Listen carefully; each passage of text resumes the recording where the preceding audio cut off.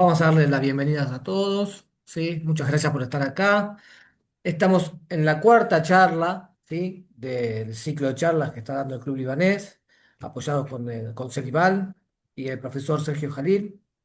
Así que bueno, vamos a dar comienzo. Sergio, es todo tuyo. El título de la charla, ¿saben? Es Cristianismo e Islam en el Líbano. Y adelante, Sergio, por favor. Bueno, muchas gracias. Bueno, seguimos un poco analizando cómo se va formando la identidad libanesa, ¿no? Y ya cubrimos la parte de la geografía, cubrimos la historia de los fenicios, eh, cubrimos un poco la historia también entre los fenicios y algunos de los imperios tempranos, y ahora vamos a empezar a hablar con dos elementos que son esenciales en la formación de la identidad libanesa, que es la parte religiosa y las dos principales eh, fe religiosas que hay en el Líbano y cómo llegaron, cómo se desarrollaron. Entonces, vamos a entrar un poquito en un análisis explicando un poco de las distintas comunidades, eh, también la diferencia que hay entre ellas. Nos vamos a meter un poquito en algunas cuestiones propiamente dichas de religión. No vamos a estudiar religión hoy, pero sí la cuestión que tiene que ver con la historia, para entender cómo eso impacta en las distintas comunidades que hoy son parte del Líbano. Entonces, a modo secuencial, digamos que vamos a hablar primero de cristianismo, pero antes de eso, quiero decirles que antes de que llegue el cristianismo al Líbano, había algunos judíos en el Líbano. Es decir, sabemos que los fenicios eran fundamentalmente politeístas y había algunos monoteístas, que decir que creían en un Dios único, que eran pertenecientes a la comunidad judía, que obviamente estaban instaladas en el país vecino, en Israel, pero había gente que por cuestiones de comercio, de vecindad, de lo que sea, se habían instalado. Había algunas comunidades incipientes en la costa de Saida, en Tiro, y también llegaban hasta Beirut. No eran muchos, pero sí había judíos en el territorio libanés al momento que llega el cristianismo. Y el cristianismo va a llegar precisamente de la mano de Jesucristo. Es decir, y hay una presencia importante de Jesús en el Líbano. Es decir, Jesús eh, estuvo físicamente en el Líbano. No solamente llegó su religión, sino que él predicó en el Líbano. El Líbano es mencionado 71 veces con nombre propio, con el nombre Líbano en la Biblia. Ahora, esto es fundamentalmente en el Antiguo Testamento y no se refería a un país, se refería a un territorio. Era porque no existía el Líbano como país, como nación, pero sí era el territorio, y le dan una especie de inuendo sagrado al Líbano, ¿no? Las montañas del Líbano como eternas, los cedros del Líbano con su importancia, y eso es relevante porque está mencionado en un libro religioso que después es adoptado por todos los cristianos en el Antiguo Testamento, pero también es, de alguna manera, llega hacia los musulmanes indirectamente, porque por supuesto la Biblia no va a ser un libro sagrado musulmán, pero sí es un libro reconocido como sagrado por los musulmanes, al igual que la Torah de los judíos.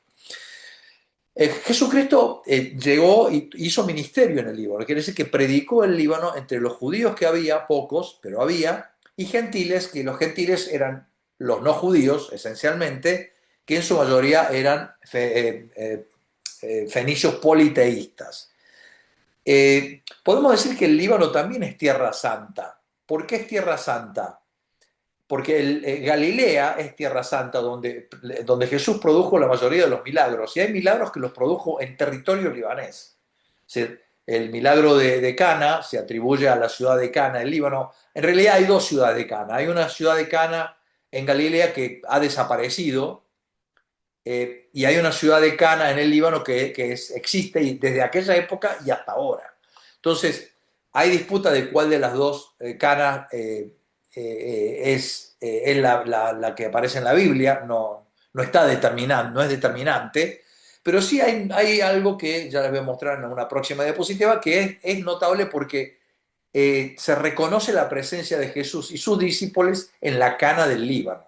Entonces, eso nos hace creer o nos hace pensar de que en la cana y el carbono 14, con que se mide la edad de los objetos, de las piedras, por ejemplo, determina que es de la época de Jesús.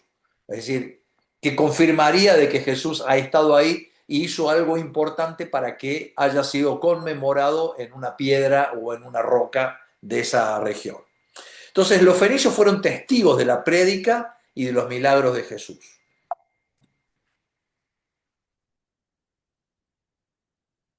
Acá les muestro el mapa, ven que eh, acá donde dice Tiro y Fenicia, todo eso es el sur del Líbano. Entonces, estos son los lugares por donde estuvo Jesús y claramente el Líbano es uno de esos territorios.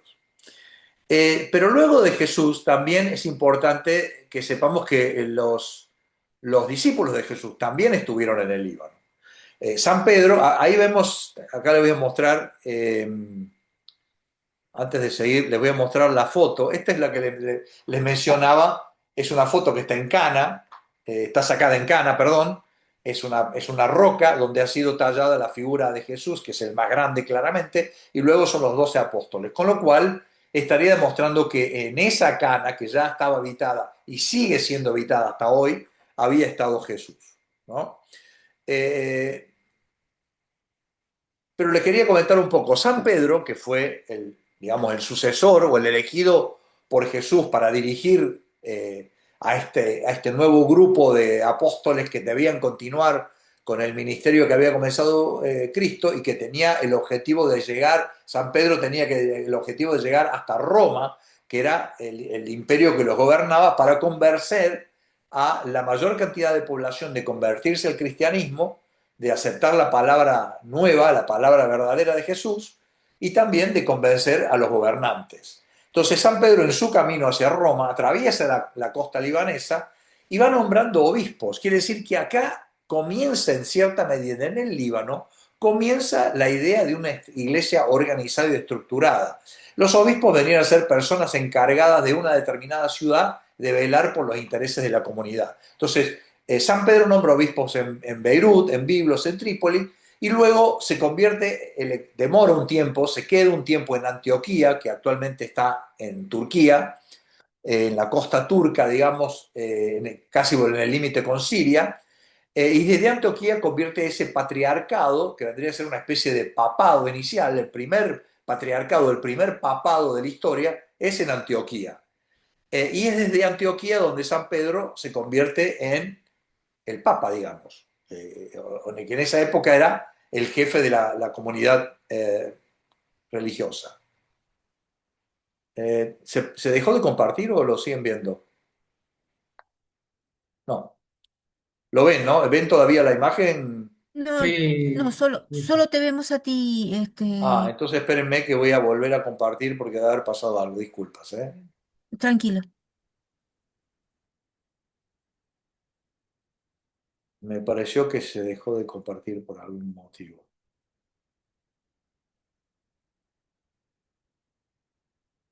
Ah, ¿sabes qué? Que creo que dejé de ser el host yo, ¿no? Ah, no, acá está, a ver.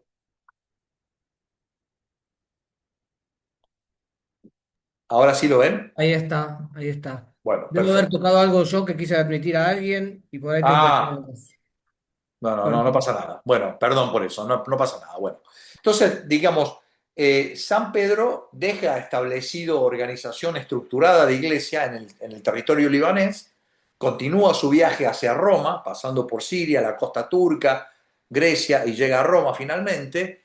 Y San Pablo, el otro gran apóstol, digamos el segundo apóstol en importancia para la dispersión del Evangelio de Jesús, que es San Pablo, también predicó en el Líbano. Y fue, él se quedó más tiempo que San Pedro, que simplemente pasó, y se quedó con los primeros cristianos que había en Tiro y en Sidón.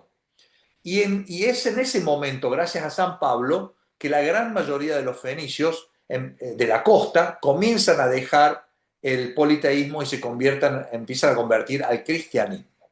O sea que digamos que el primer éxito evangelizador, no se olviden que en lo que era el territorio romano de Palestina o de Israel, lo que hoy sería Israel, ahí estaba donde se combatía a los judíos, y era una secta perseguida. Y los romanos veían a los cristianos como una secta judía.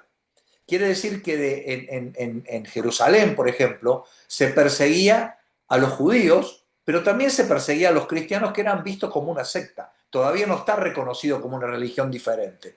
A Jesús se lo consideraba como uno de los que decía que era el Mesías, pero era básicamente de la comunidad, un miembro de la comunidad judía. Eso así lo veían los romanos. Ahí vemos que entonces hay persecuciones de cristianos en el Líbano en menor medida porque el control romano era un poquito menos fuerte que sobre Jerusalén, y eso ayuda a que haya más conversiones. Era más difícil convertir primero en un lugar donde había muchos judíos que rechazaban la idea de Jesús como el Mesías, y segundo, de la presencia militar romana en ese territorio. Entonces, más o menos hasta el año 300 de la era cristiana ya, los cristianos fueron perseguidos y hubieron muchas matanzas. Ustedes se acordarán de las películas, había matanzas en los circos romanos, tiraban a los cristianos a los leones. Ahora sí les voy a mostrar este mapa que les había mostrado recién, donde vamos más, ahí vemos en las regiones del Imperio Romano donde más había práctica de cristianismo. Entonces, ustedes ven en la costa del Líbano, básicamente, la costa siria, todo el sur de lo que hoy es Turquía, Anatolia, Grecia y partes de Italia y partes del sur del norte de África, digamos, en algunas zonas, y el sur de España y otras partes de España por donde entraban por los ríos, básicamente, ¿no? Y el resto era, había llegado la predicación cristiana, pero todavía era una población que no aceptaba totalmente al cristianismo. Así que ven que eso fue bastante lento toda la proyección. Eh, lo importante de esto también es que en el concilio de Milán del año 313, el Imperio Romano reconoce al cristianismo como una religión propia, es decir, ya no es parte del judaísmo, y por otro lado se lo reconoce como religión oficial, perdón, no oficial, pero como una religión aceptada, con lo cual cesan las persecuciones a partir del 313. Eso no quiere decir que el cristianismo sea la religión oficial, eso va a ocurrir un poco más tarde.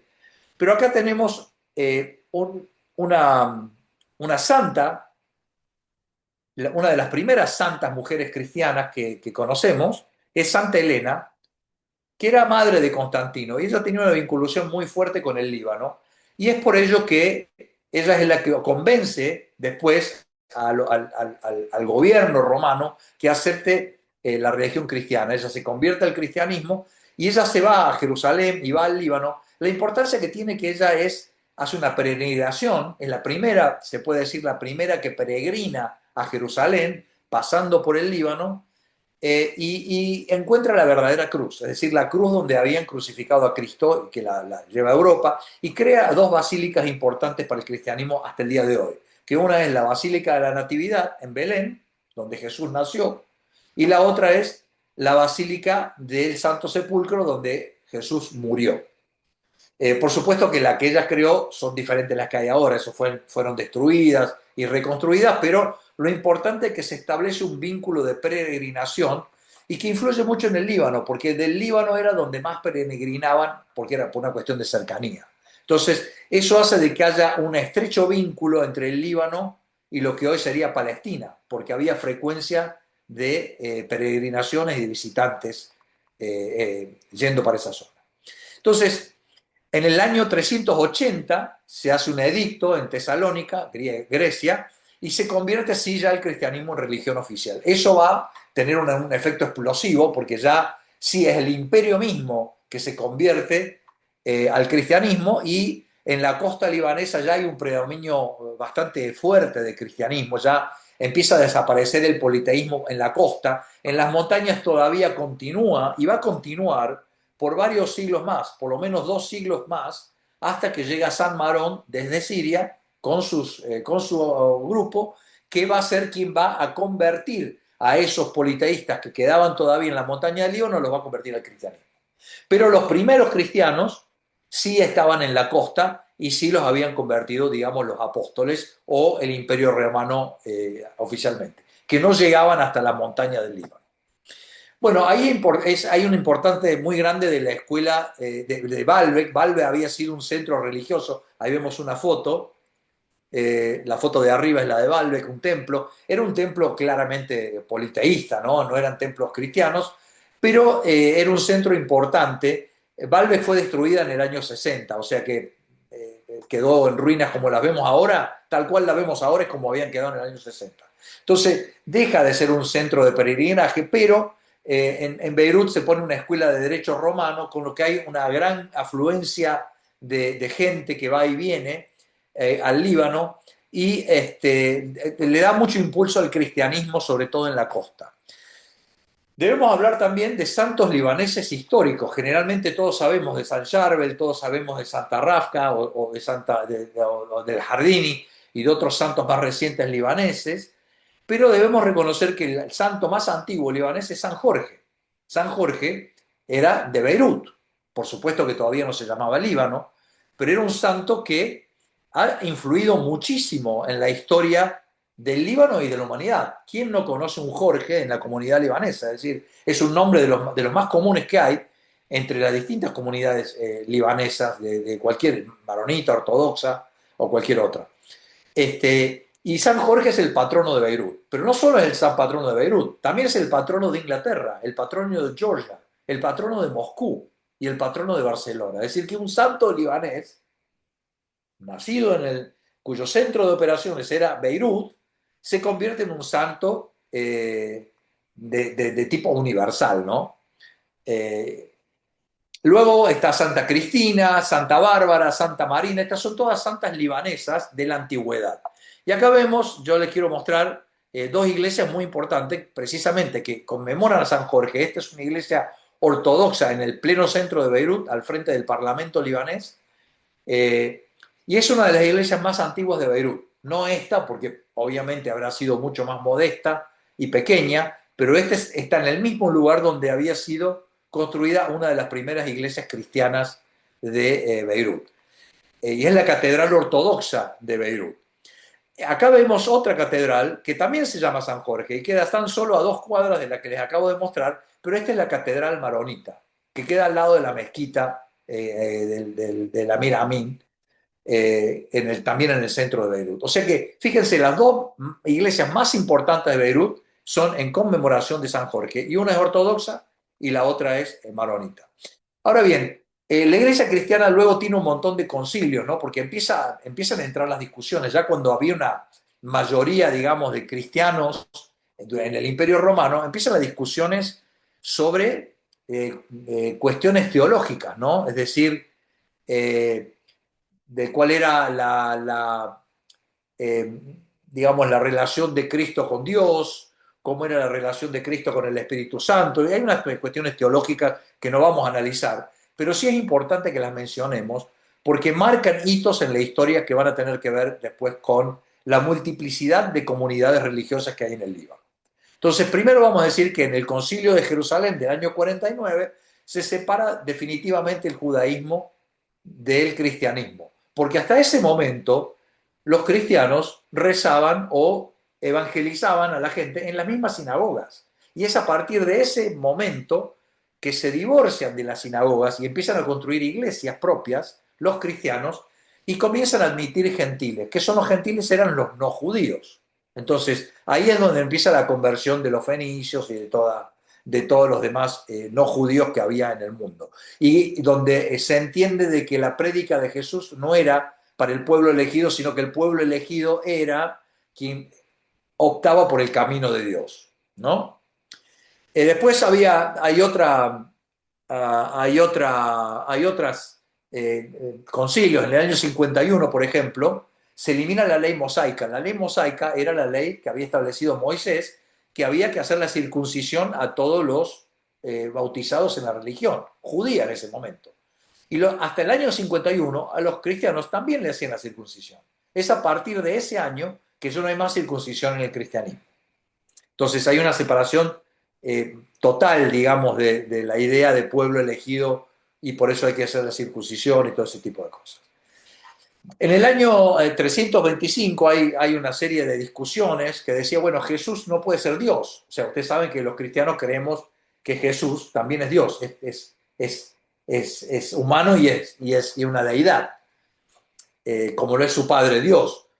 Pero no todos aceptaron eso. Había una comunidad que se llamaban los arrianistas que no aceptaban que no podía ser nunca el Hijo de Dios igual que Dios, porque el Hijo de Dios no era creador, el que era creador era Dios. Entonces, hay una serie de discusiones teológicas donde comienza a producirse escisiones en la iglesia.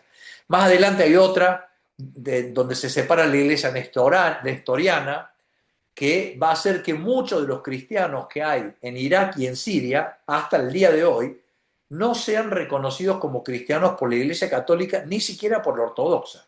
Son, desde el punto de vista teológico, herejes, porque aceptan cosas que la Iglesia madre, digamos, no aceptaba por medio de los concilios. Los concilios eran lugares donde se reunían todos los teólogos, los obispos, los patriarcas, y ahí decidían, tomaban decisiones en común de cuál iba a ser el camino teológico de la Iglesia. Hay discusiones sobre la naturaleza de Cristo, si Cristo es humano o es divino. Después, y ahí se separa, por ejemplo, la iglesia siriana ortodoxa, que son monofisitas. Ellos, los monofisitas, creen que Dios no puede ser humano y divino al mismo tiempo. O tiene que ser divino o tiene que ser humano.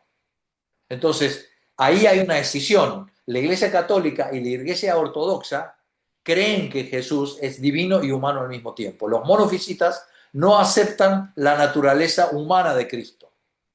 Si no, no podría haber resucitado por voluntad propia, porque Jesús resucita por él mismo, no porque Dios lo decidió. Entonces, ahí es donde nosotros, los católicos, reconocemos la deidad también, ¿no? Luego hay otras, después, en la caída de Roma, es importante mencionar que en el año 476 Roma es invadida por los visigodos. Son pueblos que vienen del centro de Europa, ocupan el centro político y el cristianismo pasa su centro, digamos, tanto político como religioso, al imperio de Rum. Rum quiere decir Roma, en realidad. Pero a partir de ese momento, Roma se entiende como el imperio bizantino, porque Roma estaba totalmente copada por los visigodos. Entonces la Roma de la que hablaban los persas, la Roma de la que hablaban después, posteriormente, de acá 200 años más tarde, los imperios islámicos, es el imperio bizantino. Y como la mayoría de la gente en el imperio bizantino estaba de acuerdo con los edictos de la religión oficial, se pasaron a denominar melquitas. Melquitas quiere decir los que practican la religión del Malek. El Malek es el rey. Es decir, es la religión oficial del reino. Esto no se confundan porque luego en el Líbano los melquitas pasan a ser los griegos católicos y los ortodoxos dejan de llamarse melquitas. Pero en esta época, en este momento de la historia, los que practicaban la religión del emperador bizantino eran llamados melquitas.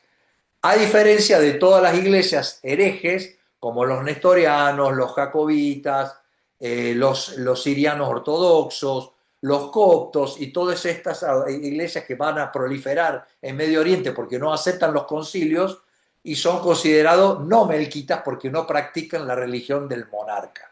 Son religiones minoritarias. Pero son importantes mencionar porque muchas de esas siguen existiendo en el Líbano hoy y son parte de las 18 comunidades religiosas que son reconocidas oficialmente por el Estado libanés. ¿Ok? Por eso son importantes mencionarlas, porque es cierto tal vez que la iglesia no las reconoce, pero el gobierno libanés en la actualidad sí las reconoce como religiones oficiales en el Líbano. ¿Ok? Más allá de las cuestiones teológicas en disputas que haya. Luego hay un gran cisma importantísimo, que es el gran cisma cuando se separa la iglesia ortodoxa de la iglesia católica. Y en realidad hay dos temas fundamentales de discusión. Una es por la autoridad del Papa, porque los católicos sostienen que el Papa es el primus inter pares, es decir, todos los patriarcas, el patriarca de Constantinopla, el de Alejandría, el de Antioquía, el de Moscú posteriormente y el de Roma eran iguales, pero el Papa es un primus inter pares. Pero los otros patriarcas dicen que no, que la autoridad es compartida y es regional. Entonces, que para tomar una decisión, el Papa no era infalible, el Papa es el jefe de la Iglesia en Roma, no es infalible, sino que tiene que consultar todo. Y ese es el tema por el cual se terminan separando. Y hay una cuestión también teológica, que es la discusión sobre de dónde viene el Espíritu Santo, ¿no? Porque los católicos sostienen que Dios es uno y trío, es Dios, el Espíritu Santo y Jesucristo.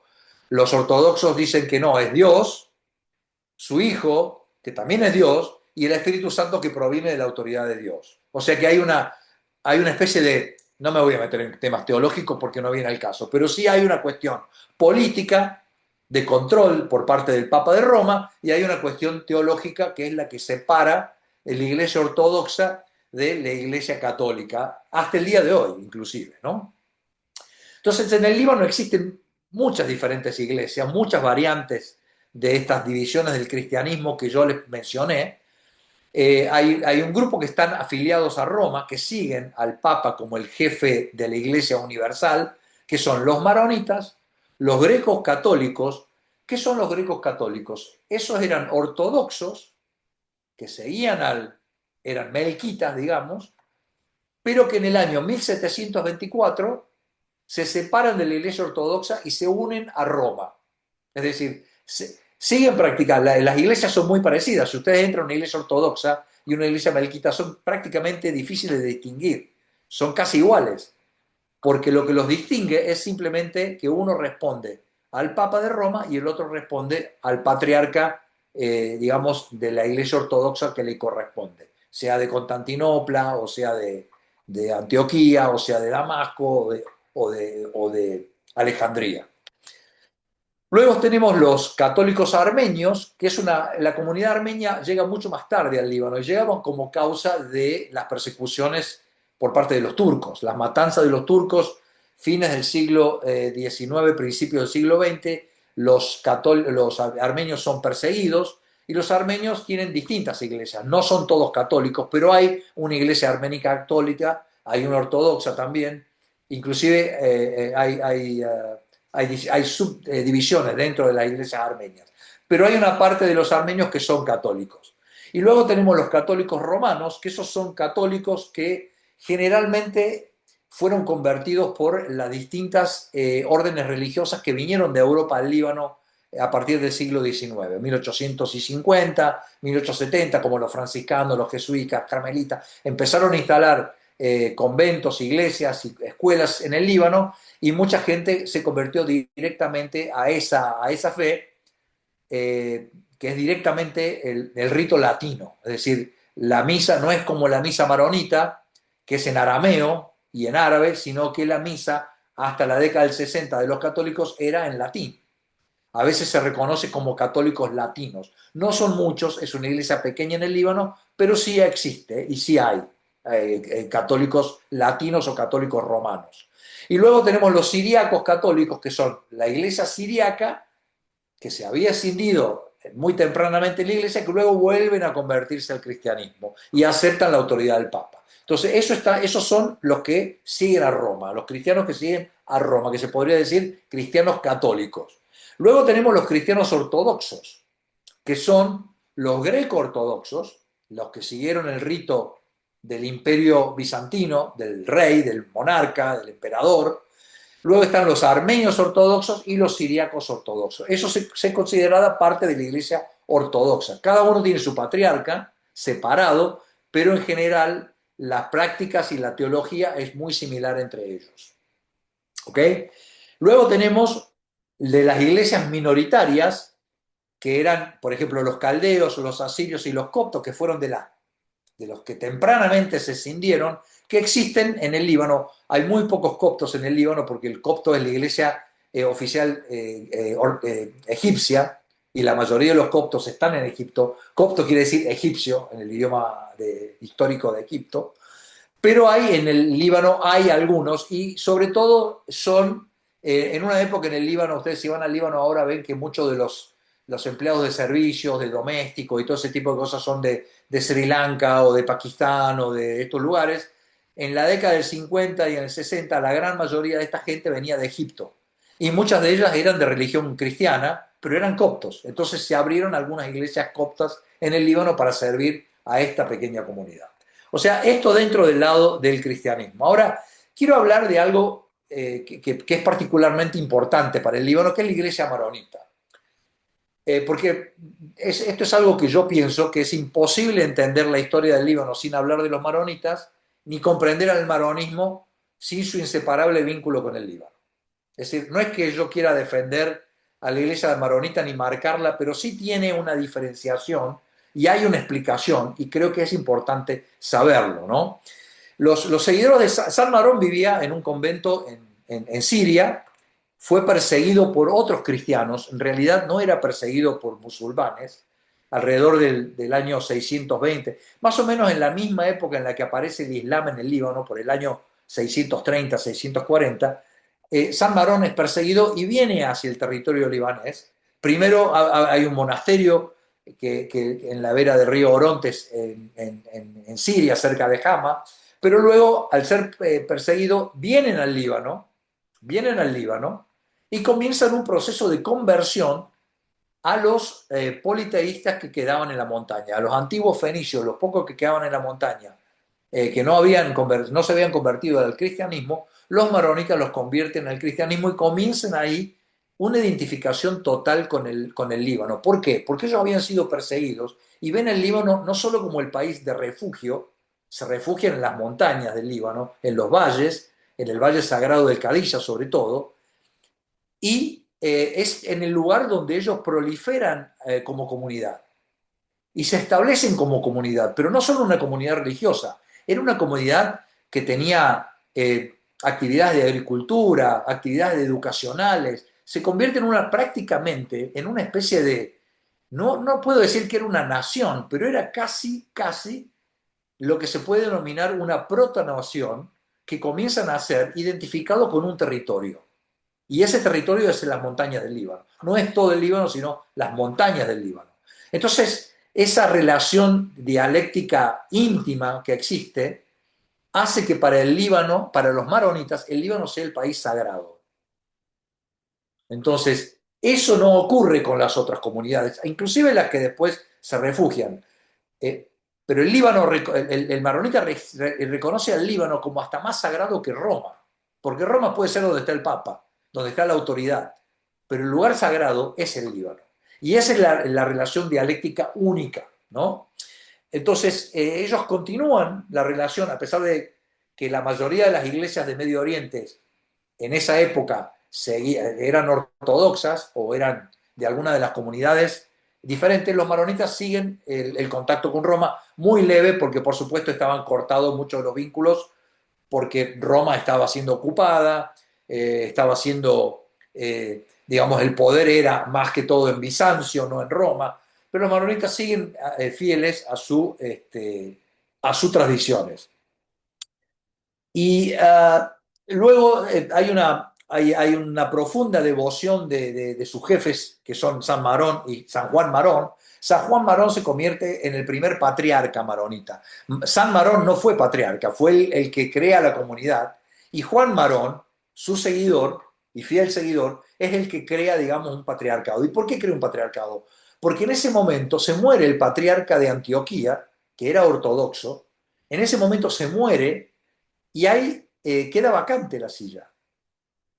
Entonces no se nombra un nuevo patriarca y ahí es cuando los maronitas dicen, nosotros somos los continuadores de Pedro, el apóstol Pedro, el que después terminó yendo a Roma y que se convierte en el primer papa, pero había creado el patriarcado de Antioquía. Él había sido el primer patriarca de Antioquía, Pedro, San Pedro. Y San Juan Marón ocupa ese rol, ese papel. Por eso cuando ustedes van a una iglesia maronita, se dice que es una iglesia del patriarcado de Antioquía y todo el oriente, porque el patriarca maronita es el sucesor del patriarca de Antioquía de Oriente, que en su época era San Pedro. Espero que no la haya hecho tan complicada. Eh, luego, lo que le decía recién, que los maronitas ven al Líbano como refugio y un lugar de seguridad. Esto le da una gran capacidad de autonomía, también aislamiento de todo lo que pasaba alrededor. Los maronitas siguen aislados hasta cuando llegue el Islam al Líbano. El Islam llega al Líbano y se instala en la costa, ya vamos a verlo ahora de poco, pero no van a la montaña del Líbano. Entonces los maronitas seguían controlando su territorio y empiezan a crear ese ideal de independencia que lo vivían y lo que ya estamos practicando. Entonces ahí es donde yo digo que hay una idea de protonación que no se llamaba Líbano, pero que era la idea de que la comunidad maronita tenía su hogar nacional en las montañas del Líbano. Los maronitas van a ser instrumentales en la construcción de la nación libanesa y en la identidad libanesa. ¿Por qué? Porque ellos son los que insisten de que el Líbano debe ser un país independiente y que el Líbano no debe ser parte de Siria ni debe ser parte de ningún otro país. Precisamente por aquella conexión histórica con la montaña, dice, no, el Líbano tiene que ser diferente a todo lo demás. Y los maronitas son quienes constituyen la idea de un país pluriconfesional, porque los maronitas no dicen queremos hacer un país cristiano. Ellos nunca dijeron, porque el patriarca, que acá vamos la foto, bueno, acá vemos una foto donde este es el lugar, el valle de Calilla, donde se refugiaban los maronitas. Es muy difícil de entrar en ese valle, era casi impenetrable. Y por eso ese sentimiento de aislamiento y de identidad, de independencia. Y acá vemos, esta es la declaración del Estado del Gran Líbano por parte del gobierno francés, con el comisionado francés sentado, y el que está sentado a su lado es el patriarca maronita, que es el que insiste que el Líbano no sea un país puramente cristiano, que insiste que el país debe ser un país multiconfesional, sabiendo que en la montaña del Líbano la gran mayoría, el 80% de la población era cristiana. Él insiste que el Líbano debe ser un país pluriconfesional. Y es por eso que la identidad libanesa de hoy tiene mucho que ver con la presencia de los maronitas, que no quisieron no quisieron hacer un país católico, ni cristiano, ni maronita. Quisieron un país para ser un país pluriconfesional, que no era lo mismo que querían hacer los distintos imperios musulmanes que pasaron, que querían convertir al país en un país islámico, como es obvio, o el imperio romano que lo quería hacer un país católico, o los imperios que siguen que lo querían hacer son los maronitas los que insisten con la idea de un país pluriconfesional. Entonces vamos ahora a la otra gran comunidad libanesa, que son los musulmanes. Entonces, ¿qué pasaba en Arabia antes de que que llegara el Mahoma y el Islam? Entonces, ¿cómo era la estructura, las tribus que funcionaban, la estructura política y económica de Arabia? Entonces, acá, bueno, no hice la marcación de los mapas, pero básicamente Arabia era un gran desierto donde había tribus, la mayoría nómadas, muy pocas de las tribus eran sedentarias, quiere decir que no vivían en ciudades, sino que vivían en campamentos, en carpas, que se iban mudando de un lado al otro, porque buscaban el lugar donde sus animales podrían pastar de acuerdo a las distintas épocas del año, donde encontraban agua en el invierno o en el verano, o donde eran rutas comerciales que ellos podían vender sus productos, ¿no? Y ese territorio es donde surge el Islam. Ahora, en su gran mayoría, ese territorio era un territorio politeísta, no habían adoptado la religión cristiana, y sí había algunas comunidades judías, sí había algunas comunidades cristianas, pero la gran mayoría eran politeístas, ¿no? Entonces, esto surge en un momento donde hay una rivalidad geopolítica regional entre el imperio bizantino, por un lado, que eran cristianos, y el imperio persa, que eran zoroastristas que venían de Persia. O sea, la gran lucha histórica entre Persia y Grecia, que desbasta los dos imperios, porque son luchas que duran cientos de años, van a desgastar tanto estos imperios que dejan un vacío de poder, y ese vacío va a ser aprovechado por Mahoma, creando esta nueva religión, comienza a ocupar ese espacio que había sido dejado vacío por la religión, por los otros dos imperios. Ahora, ¿qué es? Ustedes ven ahí, lamentablemente me olvidé de hacer un zoom de esto, pero voy a tratar de ver si lo puedo. ¿Pueden llegar a ver acá la cava? ¿Se ve más grande? Sí, Bueno, ahí se ven más grandes. esta es la cava. ¿Saben qué era la cava? La cava esta existe de antes del Islam.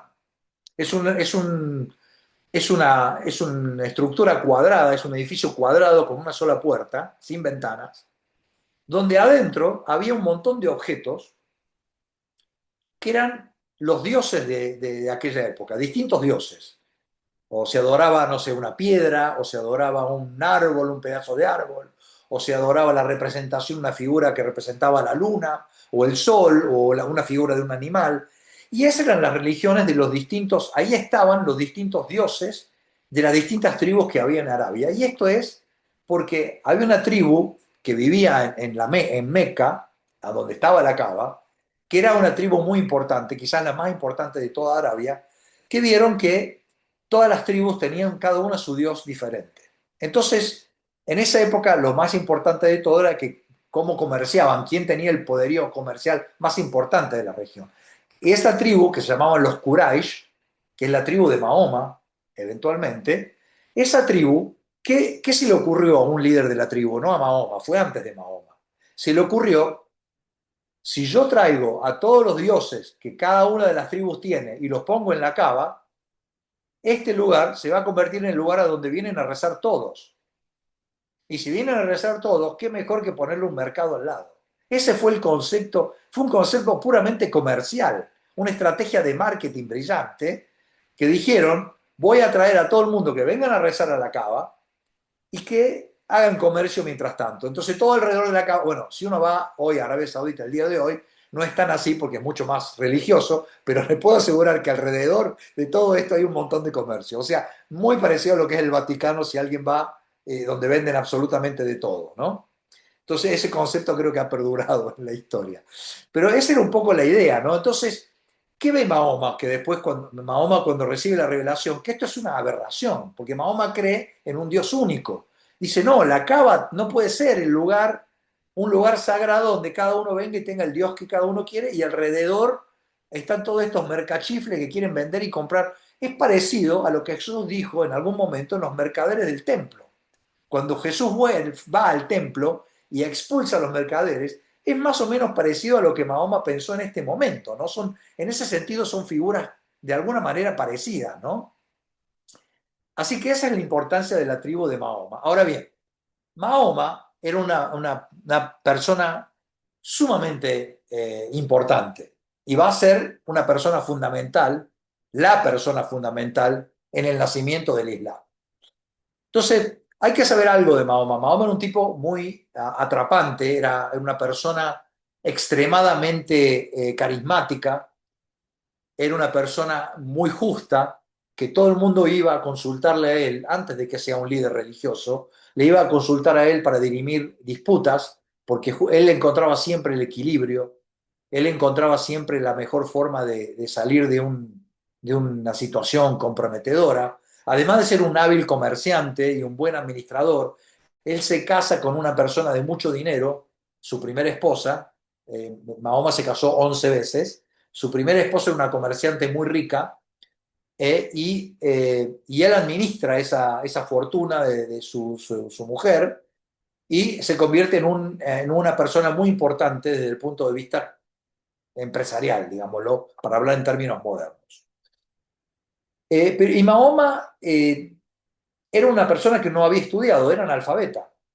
En alguna medida, también no sabemos si Cristo no era analfabeto. Hay solamente una mención en un pasaje de la Biblia donde dice que Jesús estaba leyendo, pero claro, sabemos que Jesús fue y hablaba en las sinagogas y hablaba de religión y todo, pero puede haber sido que haya sido un iniciado en religión. No sabemos si Jesús sabía leer y escribir, porque en esa época el 99% de las personas, tanto en la época de Jesús como en la época de Mahoma, el 99% de las personas no sabían leer y escribir. O sea que no era algo, ser analfabeto era más bien una cuestión normal. Lo importante de que Mahoma, en su primera revelación, le aparece el arcángel Gabriel. Mahoma está durmiendo y se le aparece un ángel. Y el ángel, el arcángel Gabriel, el mismo que le anunció a María que iba a estar embarazada de Jesús, a pesar de ser virgen, este arcángel le entrega unos papeles escritos. Y Mahoma le dice, discúlpeme arcángel, pero yo no sé leer. Entonces, el arcángel, ¿qué hace? Comienza a comunicarse con Mahoma de otra forma. Le empieza a cantar o a hablar en los sueños, y eso es lo que Mahoma comienza a recopilar, y cuando se despierta empieza a darle, a decirles a sus acompañantes y a sus discípulos lo que el arcángel le iba diciendo. Y esto fue en un periodo de mucho tiempo, no fue una sola vez. Es así como se escribe el Corán. El Corán proviene de las cosas que el arcángel Gabriel le transmitió a Mahoma. Y termina siendo el documento fundamental del Islam, ¿no? A pesar de que fue escrito mucho tiempo después de la muerte de Mahoma. Tengamos también en cuenta eso. Así como los evangelios fueron escritos mucho tiempo después de la muerte de Jesús, el Corán también fue escrito después. No fue escrito ni por Mahoma ni por sus discípulos. Era toda comunicación verbal en ese momento, como era también lo mismo que hacían los apóstoles. O sea, ahí encontramos mucha similitud. Entonces, la diversa forma de expresión a veces era cantando, a veces era a través de un sueño, o a veces era a través de sonidos de campana que tenían significado, especie de taquigráfico eran los mensajes. Y hay una cronología en la cual el Corán, Mahoma recibe el Corán, que después la reproduce digamos, en lo importante del Corán. Lo primero es el Tawhid. Tawhid quiere decir el reconocimiento de Dios como único Dios. No existe más, no hay otro Dios más que Dios. Como lo dicen, en árabe se dice la ilaha illallah, es decir, no hay Dios más que Dios. Y los musulmanes luego repiten Muhammad Rasul Allah, que es Muhammad el mensajero de Dios, ¿no? Entonces la primera parte es muy larga y es muy poética, y es muy, los que hayan leído el Corán es muy poética y es muy hasta musical en cierta forma.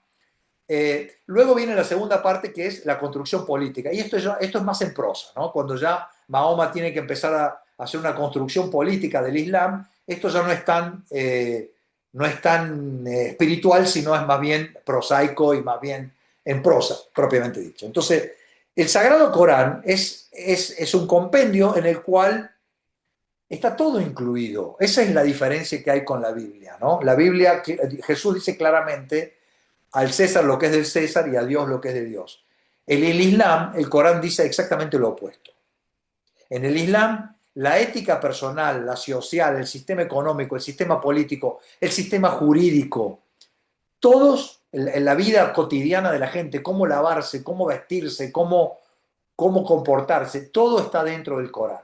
Entonces, eso es la diferencia fundamental, y que hace de que el Islam se convierta también en no solamente un movimiento religioso, sino un movimiento político. ¿Mm? Hay 5 pilares fundamentales del Islam. No vamos a hablar mucho más de religión, pero quería contar estas cosas, que son el Shahada, quiere decir el credo, no hay Dios más grande que Dios, y Mohammed es el mensajero de Dios. El rezo, hay que rezar 5 veces al día en dirección a la Meca, eso es otro de los pilares.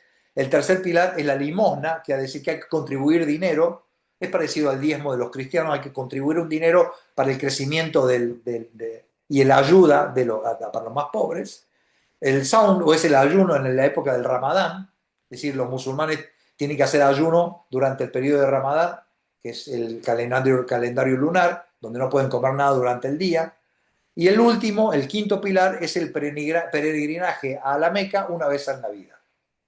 Entonces esos son los pilares sobre que se le requiere a todo musulmán de practicar. Les quiero decir algo del Corán y de las interpretaciones del Corán.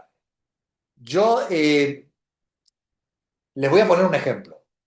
Nosotros en el cristianismo tenemos una de las leyendas más tiernas y más queridas por los cristianos, es la leyenda de los Reyes Magos, o la historia de los Reyes Magos, ¿verdad?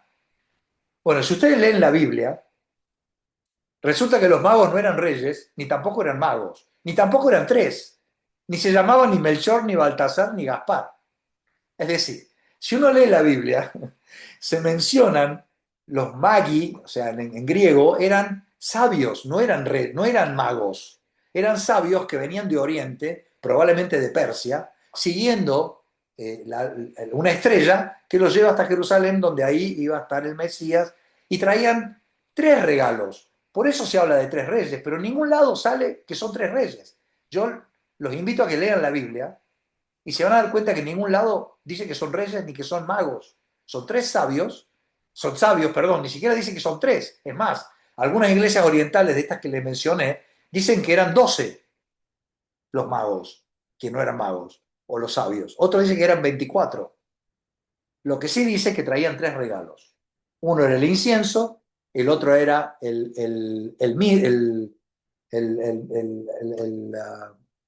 mir, no sé cómo se dice en español. Es un perfume. La mirra. La mirra, perdón, gracias Virginia. La mirra es un perfume que se usaba para generalmente cuando alguien moría, para que el cuerpo estuviera, a Jesús se lo aplicaron cuando murió, se le aplicaba a todos los muertos para que primero el cuerpo no tenga olores, y que para una especie de purificación también. Entonces, y el otro regalo era oro. Entonces, ahí está también una cuestión escatológica, ¿no? El oro es reconocimiento del rey. Jesús era el rey de reyes. Jesús le trajeron incienso, era el otro regalo, porque incienso era el olor preferido de los dioses. Le están reconociendo la deidad a Jesús. Y la tercera era la mirra, que dicen que Jesús se va a morir. Entonces es una especie de también profecía que viene de la historia del judaísmo, pero en ningún lado dice que son tres. Luego, se pasaron a llamar reyes en el siglo XV porque los europeos que querían defender la monarquía dijeron, no, pero los hagamos estos flacos que fueran reyes porque nosotros tenemos que defender la monarquía. Y ahí es donde aparece la idea de los Reyes Magos. Y aparecen los nombres, que no sé de dónde los sacaron. No sé de dónde salió Melchor. Con todo respeto, chicos, a lo que nos contaron los padres. Es decir, yo siempre digo, nos mintieron los Reyes Magos, pero no era que eran los padres, es que no eran ni reyes ni eran magos. Pero bueno, es una anécdota. ¿Y para qué les digo esto? Para que se den cuenta que los libros sagrados a veces son interpretados o son tergiversados por quienes hacen la interpretación. En el Islam parece lo mismo. Eso de que la mujer tiene que estar tapada es un tema de interpretación. Eso de que no se puede beber alcohol es un tema de interpretación. Sí dice el Corán de que la mujer tiene que vestirse de una manera modesta y no provocativa, lo dice, pero no dice que hay que taparse la cara, ni que hay que taparse hasta los ojos en algunas interpretaciones. Eh, Tampoco dice que no hay que beber alcohol. Dice que hay que tener cuidado con el alcohol porque puede embriagar. Entonces, hay cosas que se han ido agregando por interpretación que creo que debe ser importante, ¿no? Que lo tengamos en cuenta, cualquiera sea la religión de la que estamos hablando, inclusive la cristiana, como ya les demostré. Bueno, hay dos elementos importantes, después, además del Corán y de los 5 pilares en el Islam, que son las hadith, que son los dichos de Mahoma y las acciones de Mahoma en vida. Es una especie parecida al Evangelio cristiano, ¿no? Las cosas que hizo Jesús y que relataron sus apóstoles en el Evangelio, o las cosas que dijo. Y luego las sunas y sus seguidores, que son las tradiciones que se mantuvieron después de la muerte de Mahoma. Hablando de la muerte de Mahoma, eh, tenemos un problemón cuando Mahoma se muere. Porque Mahoma era no solamente el mensajero de Dios, era el que había escuchado al arcángel dándole el mensaje, sino que también era el monarca, era la autoridad política más importante. Y todo eso tendrían que reemplazarlo cuando Mahoma muere. Y eso se presenta en un verdadero problema. Entonces deciden crear una sucesión, porque había que elegir, y Mahoma un poco que durante en vida dio dos indicaciones, ¿no? Por un lado dijo que Ali era su yerno, era su sobrino y también su yerno, primo y yerno casado con su hija Fátima, que él tenía muchísima confianza en él, el hombre prácticamente el hombre de más confianza de Mahoma. Pero su seguidor más cercano era su suegro, el padre de su primera esposa, perdón, de su cuarta esposa, de no me estoy acordando el nombre, ya me va a salir, que era una joven muy pequeñita y de ahí es donde los musulmanes sacan, porque Mahoma se casó con esta niña, Aisha se llamaba la niña, creo que fue su cuarta esposa, cuando la niña tenía 7 años. Entonces, claro, a mucha gente le dice, ¿cómo se va a casar con el 7 años? Bueno, en realidad, cuando tenía 7 años se le prometió a Mahoma y luego ella convivió con Mahoma a partir de los 9 años, pero hay que tener en cuenta que su papá vivía en la misma casa que Mahoma. O sea que a veces la mala información también se interpreta de una manera, pero el problema de esto es que hay sectas musulmanas que consideran que la edad para casarse es la edad que tenía Aisha, con lo cual sostienen que una persona a los 9 años puede casarse. Proviene de esto, ¿no? Imagínense una práctica que a lo mejor, nada, el padre vivía en la misma casa que Mahoma, con su hija y todo, y que era la prometida de Mahoma, y que Mahoma la cuidaba como una sobrina. Bueno, aparece como que después las personas se pueden casar a los 9 años. O sea que ese es el tema de la interpretación, que les digo que hay que tener mucho cuidado y mucho respeto con estas cosas, ¿no? Porque hay sectas, los chiitas dicen una edad, los sunitas dicen otra edad, ¿no? Es interpretación. Bueno, los sucesores de Mahoma fueron, en principio, sus seguidores, ¿no? Que está, el primero era Abu Bakr, su suegro. Cada uno tiene un aporte. Después el segundo fue Omar, el tercero fue Uthman y el cuarto fue Ali. Lo importante es que salvo Abu Bakr, los otros tres murieron asesinados. ¿Y por qué? Porque había una lucha de poder por la sucesión, digamos, de Mahoma, del poder que tenía Mahoma al ser el monarca. Y esto surge porque todo el mundo quería, digamos, ser el califa. El califa, que significa el sustituto, no es sucesor, sino sustituto, porque a Mahoma no se lo puede sustituir, no se lo puede suceder. Mahoma es único en la historia y es único para el Islam, pero sí se lo puede sustituir. Y eso es lo que es un califa, un sustituto, ¿no? Desde el punto de vista político y religioso. El problema está cuando llega que una gran cantidad de musulmanes de aquella época, ya convertidos, decían que la sucesión tenía que ser por vínculo familiar, directo. Entonces, como Mahoma no tenía hijos varones, su hija, Fátima, estaba casada con Ali, que era su primo, que era de su mismo tribu y todo. Entonces, muchos decían que Ali debía ser el sucesor. En cambio, los que estaban alrededor de Mahoma, sus acompañantes, sus apóstoles, digámosle, para poner un nombre más familiarizado con los cristianos, decían que no, que en realidad Mahoma había dicho que tenía que estar en el grupo de sus confidentes. Entonces ahí se abre una grieta que es la separación entre sunitas y chiitas.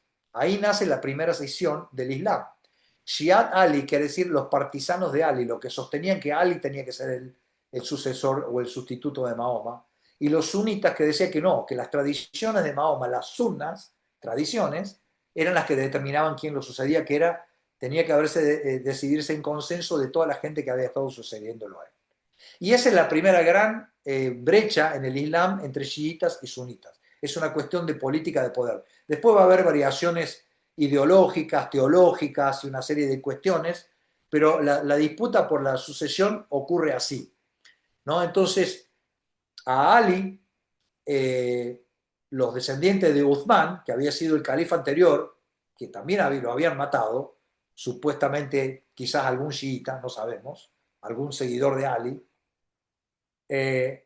Lo que sí sabemos es que a Ali también lo matan, los sucesores de Uthman. Y los sucesores de Uthman no solamente matan a Ali, sino que matan a sus dos hijos, Hassan y Hussein, produciendo un hecatombe, digamos, entre los musulmanes y una división que hasta el día de hoy sigue viva y vigente, chiitas y sunitas. ¿Y qué ocurre? Ocurre lo peor que podría ocurrir. Los seguidores de Usman se convierten en el imperio Omeya. ¿Mm? Y el imperio Omeya, a partir de ese momento, establece un sistema sucesorio que está dentro de la familia, o sea, lo mismo que querían los chiitas, digamos, en la relación con Mahoma. Ellos dijeron, no, tienen que ser los seguidores, pero a partir de que ellos son emperadores, los sucesores pasan a ser miembros de una misma familia. O sea, establecen un sistema sucesorio al cual ellos se negaban rotundamente para no dárselo a Ali y su familia, pero que establecen como el sistema sucesorio a partir de que establecen el Imperio Omeya. O sea que políticamente todo es lo que ocurre, ¿no? Y luego, después del califato omeya, vienen los abasidas, los seleucidas, ayubíes, fatimíes. Bueno, hay distintos califatos que no podemos analizar, pero son distintas formas de poder. Acá vemos la expansión del Islam. Lo que vemos en color naranja era en la época de Mahoma. Eso era un grupo, es un territorio bastante modesto, pequeño, sobre todo porque la gran mayoría de lo que vemos ahí era desierto, o sea, muy poquitas ciudades. Luego la expansión sí ya es importante, a partir de los califas hasta los omeyas, digamos, todo lo que vemos en color amarillo. Y luego la expansión grande que llegan hasta España y prácticamente a las puertas de Europa, conquistando territorios ya europeos, ¿no? Ahora les quiero mostrar un poquito las diferencias que hay entre las comunidades islámicas, ¿no? O sea, tenemos los sunitas, los chiitas y después hay otra mucho de menor importancia. Pero para que ustedes se den una idea, veamos la del medio, que son los chiitas. ¿Por qué es importante mirar a esta de los chiitas? Porque dentro de los chiitas va a haber divisiones que después esta gente se va a instalar en el territorio libanés. Primero, una gran cantidad de chiitas se establecen en el territorio libanés. ¿Y dónde van estos chiitas? Porque no se olviden que la religión oficial era la sunita. Entonces los chiitas eran considerados o herejes o contrarios a la religión imperial, digamos. Y es por eso que los chiitas van al Líbano. Es por eso que los chiitas se instalan, y dentro de los chiitas tenemos los ismaelitas, que ustedes ven ahí, después de abajo de Shia dice Ismailis, esto que ven acá.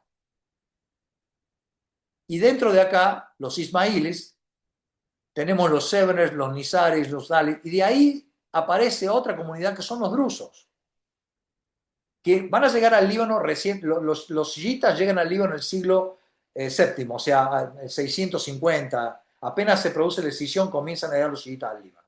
¿Y dónde se refugian?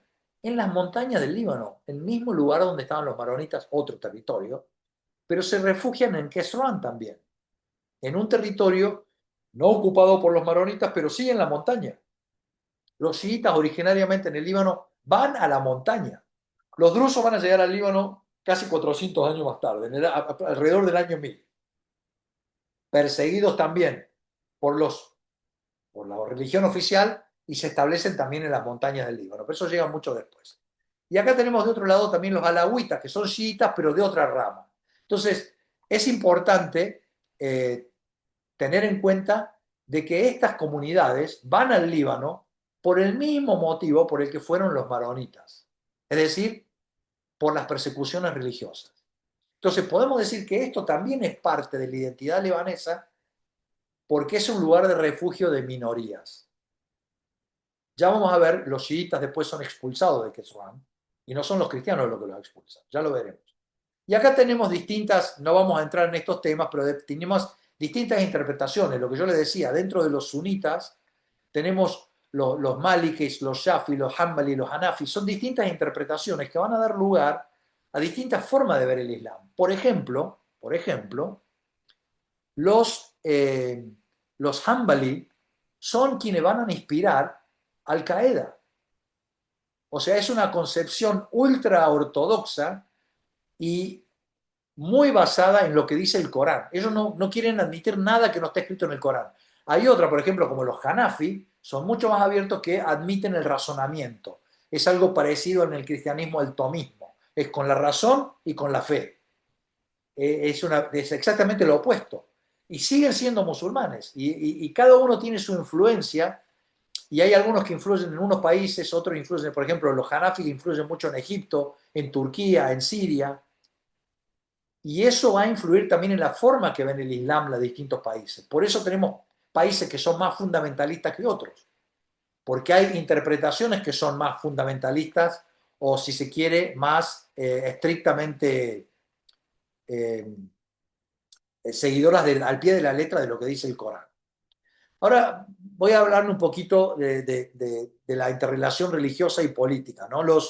Los musulmanes, sobre todo basados en aquellas interpretaciones que tenían, traían a la razón como algo importante, tienen impresionantes avances científicos, culturales, de arquitectura, de arte, que se produce en el tiempo en el cual Europa estaba invadida por los vándalos. O sea, Europa vivía en la época de las tinieblas y los imperios musulmanes prosperaban en el arte, en la literatura, en la matemática, astronomía, en todo. ¿Cómo hicieron para tener todo este conocimiento los musulmanes si no tenían un origen digamos, educado, ni no tenían un origen, una tradición de formaciones filosóficas tan importante? ¿Saben cómo llegó todo este conocimiento a los musulmanes que luego convirtieron al Islam en un imperio súper productivo, súper culturalmente avanzado? Fueron los cristianos. ¿Por qué? Porque los musulmanes logran imponer el idioma árabe en casi toda la región que ocupaban, incluyendo en el Líbano, excepto probablemente en la montaña donde se seguía hablando arameo. Los maronitas hablaban arameo, no hablaban árabe, pero comenzaron a entender el árabe porque había que comerciar, había cierto intercambio. Pero en la costa se hablaba árabe, en la costa del Líbano se hablaba árabe. Y en la costa del Líbano todavía había muchos cristianos. Hasta el año 1000, el 60% de la población del Líbano seguía siendo mayoritariamente cristiana. Y esos cristianos hablaban griego. Y esos cristianos son los que habían recibido la educación por parte de la cultura griega y la filosofía griega y los conocimientos de la época clásica de los griegos y los romanos, que en Europa habían desaparecido completamente porque los vándalos se llevaron todo puesto. Entonces esa cultura greco-romana fue transmitida a los musulmanes por los cristianos que la conocían muy bien, porque hablaban los dos idiomas, hablaban griego y hablaban árabe. Y es así como los árabes, por supuesto que tienen mérito propio, no estoy diciendo que gracias a los cristianos ellos lo... Es gracias a la interacción. Y de ahí viene la importancia del Líbano, porque era en el Líbano en donde había una interacción permanente entre cristianos y musulmanes. Y en el Líbano donde la culturación de griego, de la filosofía griega, la cultura romana y la cultura árabe se sincretiza y logra este avance impresionante de la cultura árabe o islámica que luego penetra a Europa vía España. Y vemos la Alhambra y vemos todas las cosas que hicieron, maravillosas que hicieron los imperios musulmanes en España, que deslumbran a los europeos. Y los europeos vuelven a recuperar su conocimiento de lo clásico gracias a los imperios musulmanes. Y los imperios musulmanes lo habían adquirido gracias a los cristianos del Medio Oriente. Fíjese la importancia que tiene esta interrelación de comunidades. Y la importancia que es no cerrarse en una sola comunidad. Por eso el Líbano tiene una característica muy particular y muy especial. Y esto influye en la identidad libanesa. Por eso les cuento toda esta larga historia para que más o menos puedan vislumbrar. Ahora analicemos un poquito cómo era el sistema político del Islam. Los musulmanes tenían el mandato por el Corán, tenían el mandato de... espero que tengo la mano levantada, no sé por qué, pero tenían el mandato de convertir a todo el mundo en musulmán. O sea, así como Jesús mandó evangelizar y son religiones proselitistas, a diferencia del judaísmo que no es proselitista, porque el judaísmo se cierra en el pueblo elegido. El cristianismo dice, no, esta religión es para todo el mundo. Lo mismo dice el Islam. Esta religión es para todo el mundo y tenemos que convertirlos. Entonces, todo lo que está dentro, lo que está en color negro, ahí ven en ese círculo, es el territorio controlado por el gobierno islámico y se llama Dar el Islam, la casa del Islam. Todo lo que está en blanco es lo que está fuera del Islam y es el resto del mundo, básicamente. Y es Dar el Harb, territorio de guerra. ¿Qué quiere decir esto? Que donde no está el Islam hay que hacer la guerra para convertirlos. ¿Y cómo hacemos la guerra? Con el yihad. Por eso es la conexión yihad. Hay que convertir a la mayor cantidad de gente al islamismo. Pero hay una yihad también espiritual, ¿no? Una yihad de una persona, uno mismo, combatir a sus propios demonios y convertirse en un verdadero musulmán, pero también la idea es de convertir la mayor cantidad de musulmanes posible. Por eso que los imperios islámicos van a ser imperios militaristas, porque tiene que expandir la religión por el mandato que dejó Mahoma. Y hay otra cosa, hay esa figura de color rojo, ese pentágono que vemos ahí, que son los dhimmis. Dhimmis son las minorías toleradas por el Islam. ¿Cuáles son las minorías toleradas por el Islam? Los cristianos y los judíos, gente que tiene un libro sagrado, la Biblia y la Torá. Y esa gente es protegida por el Islam a cambio del pago de un impuesto. Hay que pagar un impuesto, hay una exención del servicio militar, y esa exención del servicio militar es como en compensación se paga la jizya, el impuesto, y solamente los musulmanes van a ir a la guerra. Ahora, esto le va a dar a los cristianos y a los judíos algo que los musulmanes nunca pensaron. Y es que las guerras, generalmente en aquella época, duraban 20 o 30 años. Entonces, cuando mandaban a alguien a pelear, un chico de 15 años, 20 años, 18 años, cuando volvía tenía 30, 38 años, prácticamente al final de su vida para aquella época. ¿Qué había pasado con un judío y un cristiano? Se habían quedado en su casa, educándose, trabajando con su papá, ganando dinero. ¿Y qué comienza a ocurrir? Que las comunidades cristianas y las judías comienzan a ser las más ricas, las más educadas y las más poderosas. Y las musulmanes terminan siendo quienes van a morir en la guerra. Fíjense las consecuencias inesperadas de esta política, ¿no? Y ya que hablé de guerra, les voy a hablar de la militarización, porque ya les dije que el Islam estaba militarizado. Los musulmanes eran los únicos que podían pelear, pero luego se empezaron a dar cuenta, avanzadas las épocas y todo, que al principio la mayoría de los soldados eran voluntarios, que se ofrecían voluntariamente ir a pelear por convicción y todo. Y hay una cosa muy interesante que tiene el Islam, que hay de reglas muy precisas para el comportamiento militar, y son 10 no, o sea, 10 cosas que un musulmán no puede hacer, y que es muy importante tener en cuenta. Una es no matar a mujeres, niños ni a ancianos. Está prohibido en el Islam. O sea, cuando viene un tipo de Al-Qaeda o de ISIS y mata a una persona de esas características, está violando una de las leyes sagradas del Islam. El Islam prohíbe eso. El Islam prohíbe destruir, por ejemplo, árboles. No se puede destruir árboles. No se puede eh, destruir templos. No se puede desecrar tumbas. O sea, hay una serie de cosas que son muy importantes, que están prescritas en el Islam y que nos da la pauta de que después se fueron olvidando o las fueron tergiversando cuando tenemos los musulmanes fundamentalistas de hoy. Eso no es lo que dice el Islam. Esa gente es totalmente ajena al Islam. Tampoco es lo que dice, fíjense, si los israelíes tuvieran que aplicar eso, tampoco podrían, imagínense todo lo contrario a lo que en realidad hace, si los israelíes están violando la propia ley judía que dice cosas parecidas. O sea, filosóficamente, el Estado de Israel está violando su propia religión, los propios mandatos de su religión.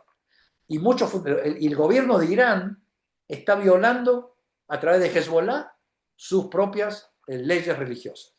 Ahora, teniendo estas leyes que dicen que no, hay cosas que el Islam no dice nada. Por ejemplo, una es que a los esclavos se pueden comprar esclavos de tribus conquistadas, convertirlas al Islam y hacerlos pelear. Y eso fue lo que empiezan a utilizar los imperios musulmanes. ¿Qué hacen? Conquistan territorio, convierten gente al Islam, porque si no fueran musulmanes no podrían pelear, y los mandan al frente, porque cada vez tenían menos gente que quería pelear. Y después, si no, les permiten colectar impuestos, recolectar impuestos, buscan las formas. Ahora, ¿qué logran con todo esto? Logran que se cree una casta militarizada, una especie de gobierno todopoderoso, que se dan cuenta que detentan casi todo el poder. Cuando los militares, y esto en Argentina lo conocemos también por historia, cuando los militares detentan todo el poder, ya no tienen controles. Al no tener controles, se hacen del poder político. Al hacerse del poder político, ahí es cuando comienzan a detenerse los avances científicos, culturales, arquitectura, y ahí es cuando comienza la decadencia del Islam, que todo es guerra, que todo es militarismo, que todo es confrontación. Eso es lo que determina la caída del Islam y eso es lo que determina, digamos, la gran derrota del islamismo cultural, religioso en el mundo. Bueno, ahora vamos a ver otro elemento importante, y ya voy a tratar de ir cerrando un poquito, que son las cruzadas. Es algo muy importante para la historia de cristianos y musulmanes en Medio Oriente, pero especialmente para el Líbano. Las cruzadas fueron campañas militares organizadas por el Papa de Roma con los reyes cristianos europeos entre 1095 y 1291, con el objeto de liberar Tierra Santa del control musulmán. Acuérdense, Europa hasta ahora, en la época oscura, comienzan a organizarse un poquito mejor después del año 1000. Hay un sistema feudal en Europa donde hay reyes que depende para su seguridad de señores feudales que le permiten recaudar impuestos y tener prácticamente esclavos digamos, no eran esclavos, pero eran siervos, sirvientes que tenían, eran exigidos al máximo. Entonces el Papa, cuando Bizancio, el imperio bizantino, que eran los ortodoxos de Oriente, cae Constantinopla, digamos, empieza a caer el imperio bizantino, Constantinopla cae más tarde, perdón, 1495, pero cae, digamos, el imperio de prácticamente todo Medio Oriente pasa bajo el control islámico, le pide ayuda al Papa de Occidente y el Papa vio una oportunidad diciendo, ahora estos ortodoxos que no querían mi autoridad, ahora quieren que los ayudemos, bueno, los vamos a ayudar, pero ahora lo que vamos a hacer es vamos a unificar toda la iglesia y yo voy a ser el jefe de la iglesia. Esa era un poco la idea del Papa, ¿no? Y los reyes que veían también una oportunidad había gente que lo hacía por convicción religiosa, hay otra que lo hacía por conveniencia económica, era un periodo de bastante penuria económica, entonces muchos señores feudales iban porque veían la oportunidad de conquistar nuevas tierras en la cual ellos podían explotar nuevos territorios y además el Papa perdonaba, a través de indulgencia, perdonaba todos los pecados, aquellos cristianos que iban a pelear automáticamente estaban purgados todos los pecados y se aseguraban un terrenito en el cielo, todo ese tipo de cosas ocurrían y por eso fue que también duraron tanto tiempo, ¿no? Porque la primera cruzada fue, digamos que exitosa, porque acá hay otro tema importante que no les había dicho que es importante. Los nobles, los no primogénitos, vieron una oportunidad, porque la herencia en Europa era solamente para el primogénito, es decir, el hermano mayor, el hijo mayor. Los otros hijos no heredaban nada. Entonces decía, si yo voy a las cruzadas, me hago de alguna tierrita y por ahí lo que no me da mi papá, me lo da el papa. Esa era un poco también la motivación que tenía alguna gente, ¿no? Y los sirvientes iban porque decían, cuando vuelvo estoy liberado. El papa me dispensa no solo de mis pecados, sino que de mi pertenencia a un señor feudal. Le quiero mostrar acá, estas son el mapa de las cruzadas. Como ven, muchas de las cruzadas fueron por mar. La primera fue la que pasa físicamente por el Líbano. Las demás, en realidad, fueron más directas por vía marítima, pero la primera fue muy importante, pasó por el Líbano. Y el resultado de la primera cruzada fue exitosa. No solo recuperaron Jerusalén, sino que lograron constituir reinos en estos territorios, ¿no?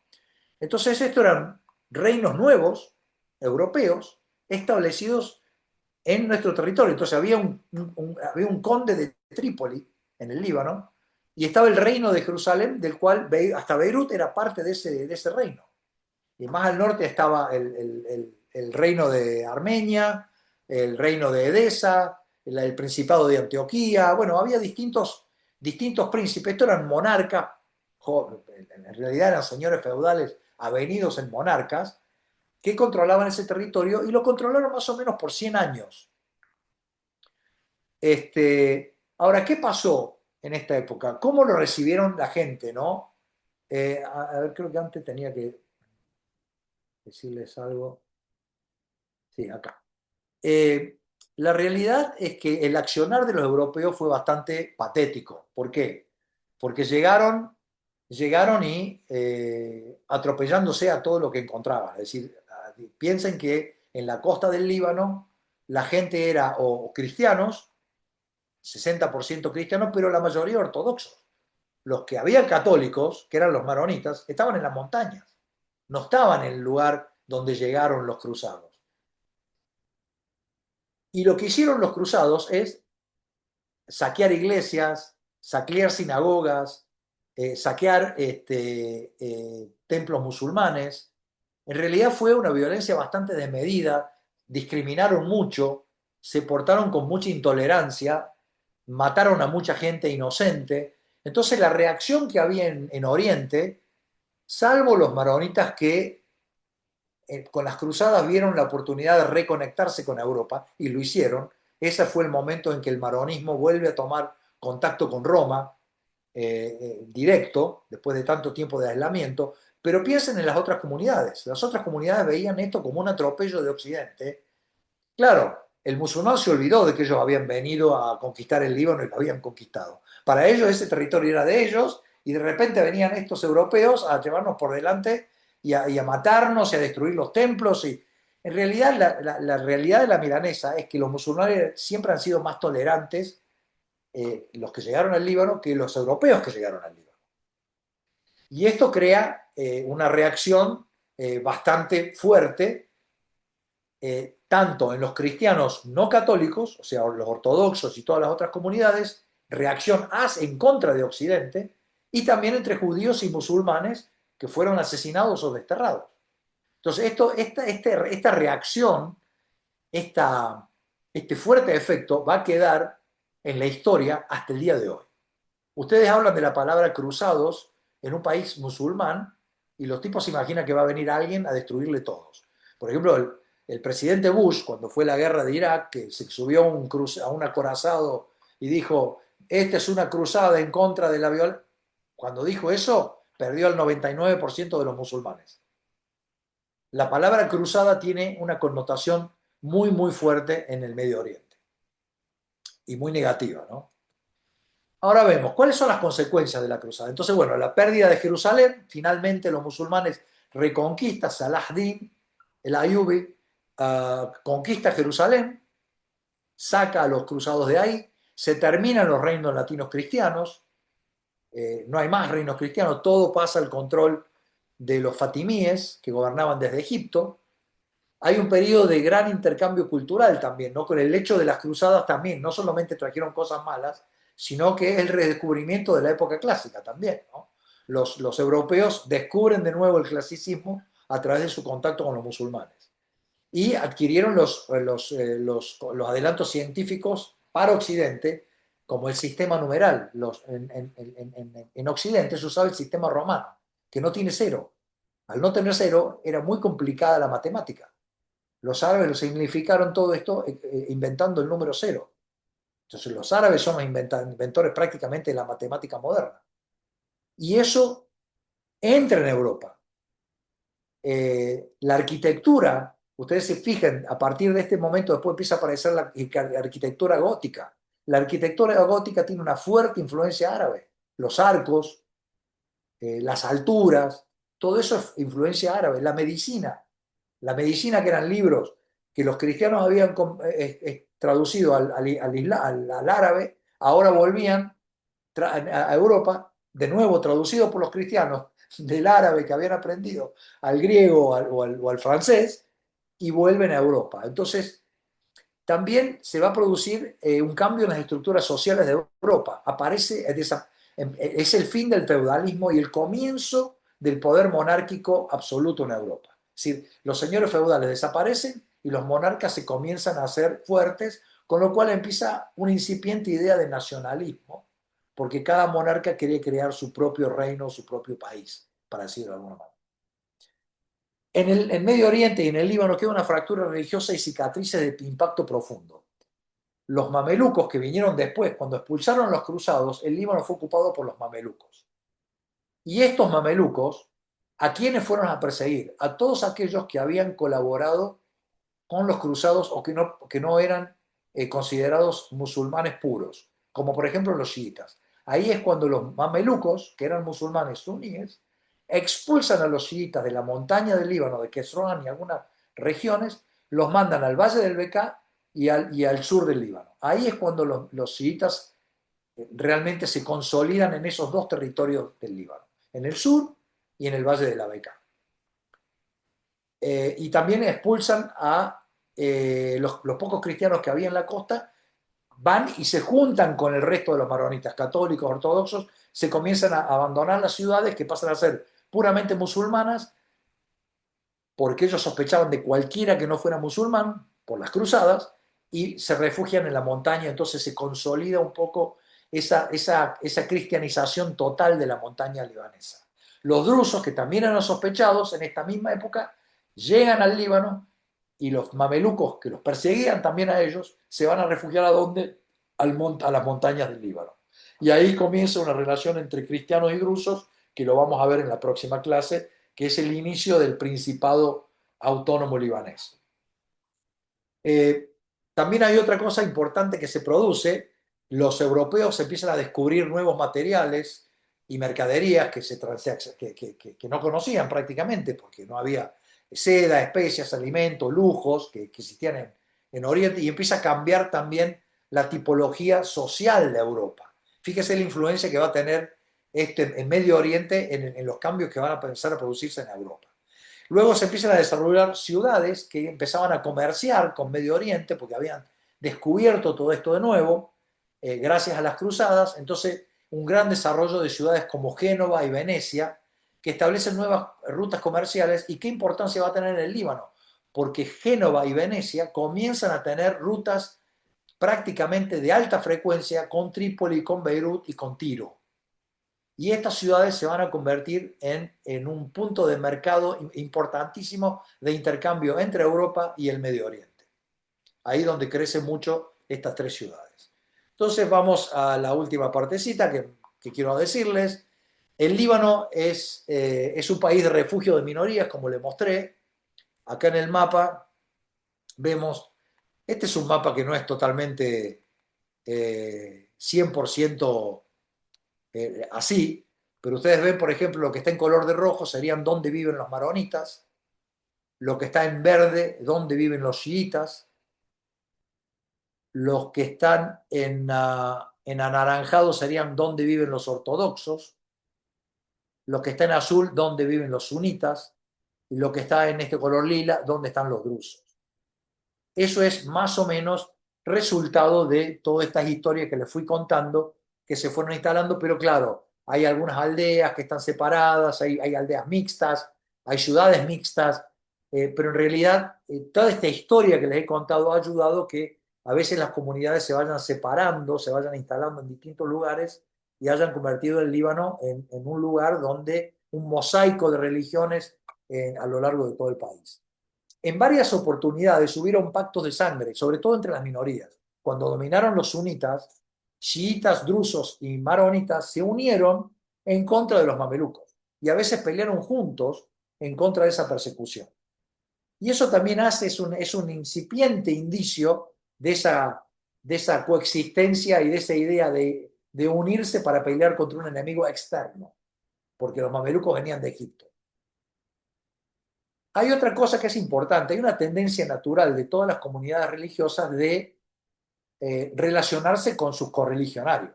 O sea, es lógico. Los maronitas van a tener tendencia a relacionarse con otros católicos, por ejemplo, Francia, el Vaticano, Europa. Los sunitas se van a tener la tendencia a identificarse con Arabia Saudita, con Egipto, con Turquía, los chiitas con Irán, y eso, los drusos con los drusos que hay en Israel y en Siria. Es decir, es algo natural. El problema es cuando se presentan conflictos que generalmente son del exterior, entran en el Líbano y las comunidades refuerzan su identidad primaria, es decir, religiosa, y van a pedir ayuda a la gente de afuera. Y ahí es cuando el Líbano entra en conflictividad total. Porque cada comunidad se autorrefugia, pero al mismo tiempo pide ayuda a la gente de afuera, en vez de unirse con los que vienen al lado. La creación del Estado libanés, cuando el Líbano se crea, en 1920 por los franceses y luego cuando se independiza, crea un nuevo sentido de identidad que continúa en desarrollo, pero al principio esta identidad de sentirse parte de algo que se llama Líbano, al principio estaba cuestionado porque había muchos musulmanes que querían ser parte de Siria. Había drusos que decían, no, pero si yo tengo un montón de drusos en lo que es hoy Palestina o Israel y otros en Siria, y los ortodoxos dicen, no, pero en el Líbano no hay tantos ortodoxos como en Siria. O sea, había una tendencia natural.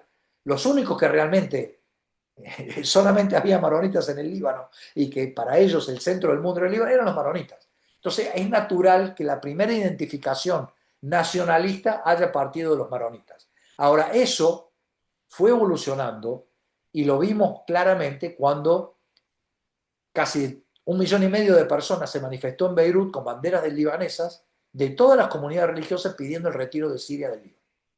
Eso vemos cómo ha ido evolucionando porque había muchos musulmanes sunitas con banderas del Líbano que a lo mejor antes hubieran tenido una bandera palestina durante el conflicto o por ahí querían algún tipo de unión con Siria. A partir de nuestro siglo, o fin del siglo XX, hay una clarísima identidad libanesa que abarca a todos.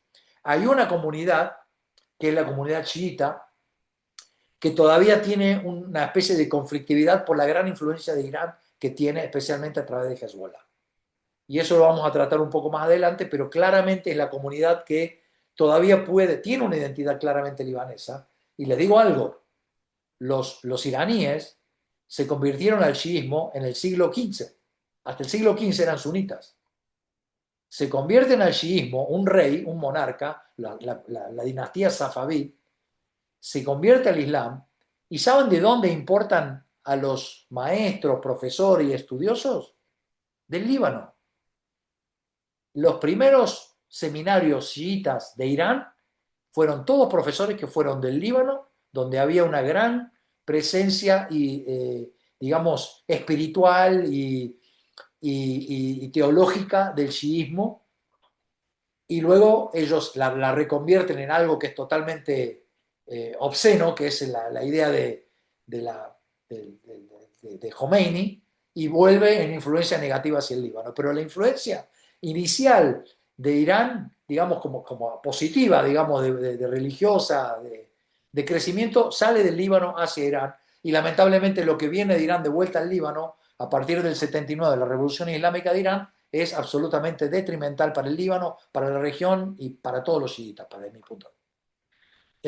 Bueno, por eso yo digo, la identidad libanesa es dúctil, es amplia, es dúctil porque se adapta a las situaciones, es amplia porque podemos admitir que un libanés puede tener una identidad primaria como maronita, chiita, drusa o lo que sea. Es basada en la diversidad cultural, porque tenemos una diversidad cultural claramente compenetrada en la comunidad, en todos nosotros. La multiconfesionalidad, la libertad individual es fundamental. La libertad de individual es algo que todos los libaneses, más allá de cualquier religión que tengan, sostienen y respetan. Y eso es una base muy importante, muy, muy importante, porque se reserva en el pensamiento crítico. Y eso no ocurre en otros países vecinos. Y luego hay un pluralismo político con todos los problemas que eso implica, ¿no? Al tener pluralismo político, en el Líbano hay desde comunistas, socialistas, capitalistas de ultraderecha, libertarios, liberales, nacionalistas, ultranacionalistas, conservadores. Pero bueno, ese es el país que tenemos y es el resultado de todo esto que le fui contando. Así que, bueno, con eso ya creo que ya hablé demasiado. Les pido disculpas si fue muy largo, pero creo que hacía falta contarles un poco todas estas historias para que se entienda cuál es la importancia de las religiones en el Líbano. Así que, no sé si hay Estuvo muy bien, Sergio. Yo alguna Bueno, tengo, pregunta. sí, vamos a las preguntas. sí, dos preguntas muy breves. Entonces, los chiitas en el territorio libanés, o sea, esta concentración que hay en el Valle de la Beca y en el sur, podríamos decir que es prácticamente desde hace muchos años, o sea, cuando los musulmanes también abarcan el territorio del Líbano, ¿no? Sería más o Mira, menos del 1000. mira, hay una cosa. Yo estudié particularmente porque me pregunté cómo fue que tantos libaneses se convirtieron al Islam. Esa es una pregunta muy válida, porque si dijimos que eran todos cristianos al principio y los pocos politeístas de la montaña, los maronitas, la convirtieron, ¿cómo hicieron para...? Bueno, esto ocurre precisamente por ahí por el año 1000, después de las cruzadas, porque las cruzadas producen esta especie de venganza musulmana sospechando de todos los cristianos. Entonces le hicieron la vida imposible a los cristianos. Entonces mucha gente, sobre todo la gente de menores recursos, se convirtió por conveniencia, porque no les daban trabajo, el imperio, el Islam gobernaba todo. Entonces, o se fueron a la montaña a refugiarse y preservaron su religión, que fue lo que hicieron muchos, o se convertían al Islam, que eran la gente, por ejemplo, los más humildes. No tenían la posibilidad de sacar todo. Entonces, no, yo me convierto al Islam y bueno, y algunos por convicción también, ¿no? Es decir, de tantos años, después de 400 años de presencia musulmana, con todo el proselitismo religioso y con todo esto, y el idioma que hablaban, que era el árabe, eh, muchos se convirtieron al cristianismo. Ahora, ¿por qué es que si antes había tantos cristianos, ahora hay tan pocos? No es que los hayan asesinado, o sea, sí hubieron matanzas, sobre todo al principio del siglo XX. Pero la gran razón por la cual hay más musulmanes que cristianos es por la inmigración. Nosotros tenemos más de 10 millones de libaneses fuera del Líbano y les puedo casi asegurar que 9 millones y medio son cristianos. Entonces, se fueron del Líbano los cristianos. Fueron los que más emigraron, por el Sí, motivo que sea. tal Ahora, cual. yendo a lo que tú preguntas, los mamelucos, que fueron nefastos para todos los libaneses, ¿por qué? Porque a los chiitas los maltrataron y los expulsaron de su lugar donde vivían. A lo mejor vivían, por ejemplo, cerca de Jbeil, había comunidades chiitas y hay todavía algunas aldeas chiitas que sobreviven. A esos los sacaron de su lugar y los mandaron al Bekaa o los mandaron al sur del Líbano. Entonces, y hay muchos que eran chiitas por convicción, ¿me entendés? O sea, cuando Mahoma muere y va el Islam llega al Líbano, llegan de todas las comunidades, llegan chiitas y llegan sunitas. Pero si vos analizás el ADN de los libaneses, no es que vinieron tantos, porque casi todos los libaneses tienen muy poco de gen árabe. A referirme de gen árabe, estoy Sí, diciendo gen de Arabia Saudita. La sí. mayoría tenemos genes fenicios, Fenicios, fundamentalmente. sí, sí, Inclusive romanos, griegos. Hasta un chiita del sur del Líbano tiene genes romanos. Persas, griegos, armenios. O sea, genéticamente los libaneses somos una sola cosa. No somos cristianos por un lado y musulmanes por otro. Es una cuestión de opción. Entonces, lo que sí, muchos cristianos optaron por emigrar, pero los chiitas, para ir concretamente a tu respuesta, llegaron al Valle del Bekaa y al sur, te diría que a partir entre el siglo X y el siglo XV. Antes estaban en distintos lugares de la montaña del Líbano. Puede ser que haya habido en ese lugar, pero a partir de ese momento son expulsados de la montaña e inclusive muchos, los chiitas tienen una particularidad, que practican algo que se llama la taquía. La taquía es la disimulación, que eso no existe en el sunismo. La disimulación es que cuando vos estás en una situación de riesgo o de persecución, podés decir que sos musulmán sunita. Entonces, cuando se les preguntaba o se los perseguía, disimulaban su verdadera religión. Los drusos en una época también hacían lo mismo.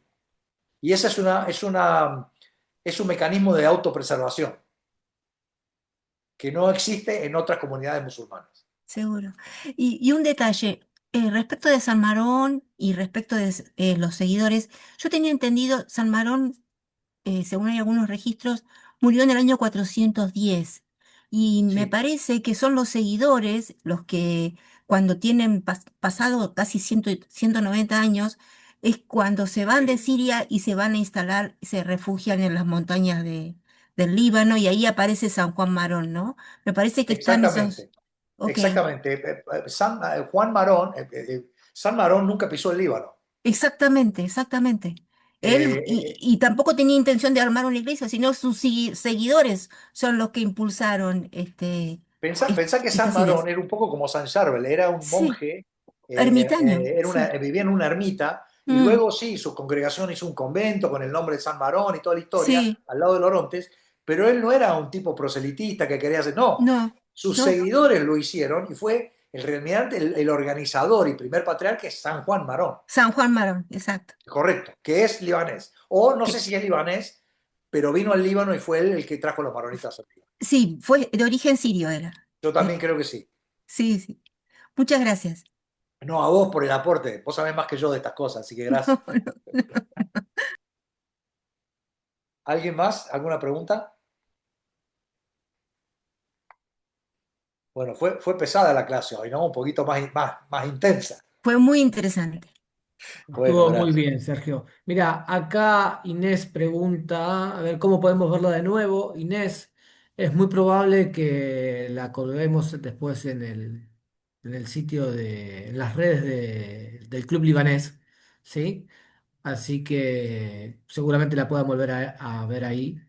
Si esa es la pregunta, si se están refiriendo al próximo encuentro, bueno, el próximo mes va a haber otro encuentro, la número 5, la charla número 5, ¿sí? Que vamos con desde el Imperio Otomano hasta... Sí, vamos a hablar del Imperio Otomano hasta el mandato francés. Vamos a tratar de abarcar todo eso.